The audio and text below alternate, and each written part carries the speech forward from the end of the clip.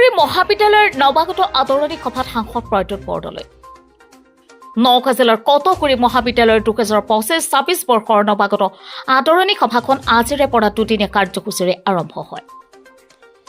কাৰ্যসূচী অনুসৰি আজি পুৱা 9 বজাত পতাকা উত্তোলন, 9:30 হিয়াৰ আমত জুবিন গাৰ্গলৈ শ্ৰদ্ধাঞ্জলি জ্ঞাপন, 10 বজাত মহাবিদ্যালয়ৰ প্ৰাচীৰ পত্ৰিকা উন্মোচন আৰু 10:30 ন পুৰণি ছাত্ৰ ছাত্ৰীৰ চিনাকি পৰ্ব অনুষ্ঠান অনুষ্ঠিত হয়।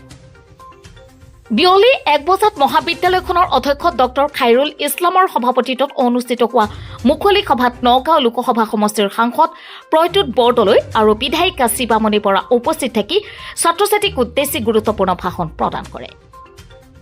লগতে দুয়োজনে মিলি মহাবিদ্যালয়খনৰ শ্ৰেণী কোঠালী নিৰ্মাণৰ বাবে 10 লাখ টকা অনুদান দিয়াৰ প্ৰতিশ্ৰুতি প্ৰদান কৰে।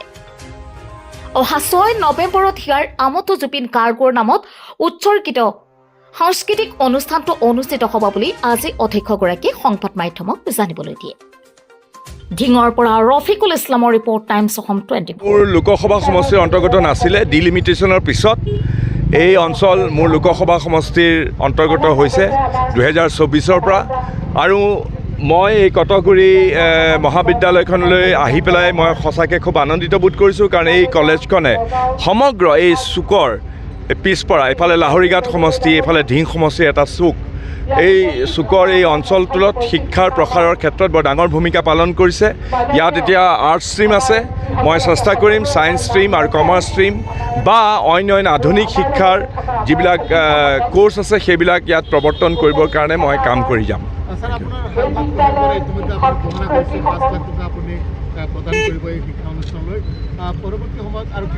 নহয়, পৰৱৰ্তী সময়ত আমি আগবাঢ়ি যাম। এইটো আৰম্ভণি, এতিয়া ক্লাছৰুম নাই, ছাত্ৰ ছাত্ৰীৰ সংখ্যা বহুত বেছি, গতিকে এতিয়া আমি ক্লাছৰুমবিলাক নিৰ্মাণ কৰিম। চৰকাৰী খণ্ডকো মই ক'ম যাতে এই কলেজখনত যাতে যিবিলাক চৰকাৰী আঁচনি আছে সেই চৰকাৰী আঁচনি যাতে সামৰি ল'ব পাৰে। ওলাইছোঁ আজি প্ৰথম দিনৰ কাৰ্যসূচী ইতিমধ্যে আমাৰ মুকলি সভাৰ চলি আছে। ইতিমধ্যে আমাৰ ইয়াত উপস্থিত আছিল আমাৰ মাননীয় সাংসদ প্ৰদ্যুৎ বৰদলৈ ডাঙৰীয়া, আমাৰ মাননীয় বিধায়িকা শ্ৰীমতী শিৱামণি বৰা ডাঙৰীয়ানী উপস্থিত আছিল। তেখেতসকলে মূল্যৱান ভাষণ দিলে। তেখেতে 5 লাখ টকা দিম বুলি ইতিমধ্যে ঘোষণা দিছে। আমাৰ মহাবিদ্যালয়খনত বিভিন্ন ক্ষেত্ৰত আমি অলপ অসুবিধা আছে, আমাৰ ডিজিটেল ক্লাছৰুমৰ পৰা আদি কৰি অলপ অসুবিধা আছে, গতিকে এই 10 লাখ টকা পোৱাটো আমাৰ কাৰণে আজি উপকৃত হ'ম। আৰু আমাৰ এই দুদিনীয়া কাৰ্যসূচীত আজি প্ৰথম দিনা কাৰ্যসূচী চলি আছে। আমাৰ 6 তাৰিখে কালচাৰেল প্ৰগ্ৰেম আছে আৰু 6 তাৰিখেও আমি কাৰ্যসূচী আমি সাফল্যমণ্ডিত যাতে হ'ব পাৰোঁ, সকলোৱে মই সহযোগ বিচাৰিছোঁ। সমষ্টিৰ বিধায়িকা আৰু গুৰুজনাৰ জন্মস্থানলৈ যোৱাৰ যি পথছোৱা আছে, বাৰুৱাটিৰ পৰা গণতন্ত্ৰ সংযোগী মূল বৰ্তমান জনযন্ত্ৰণাভোগী ৰাইজসকলে অহা যোৱা কৰি আছে। এই ক্ষেত্ৰত এইটো অলৰেডি এবাৰ চেংচন হৈ আছে, টেণ্ডাৰো কল হৈ আছে, কাম চলি আছে।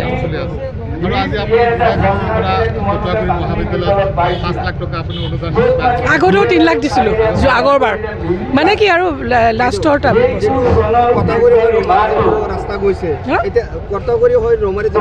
খুব ৰাস্তাটো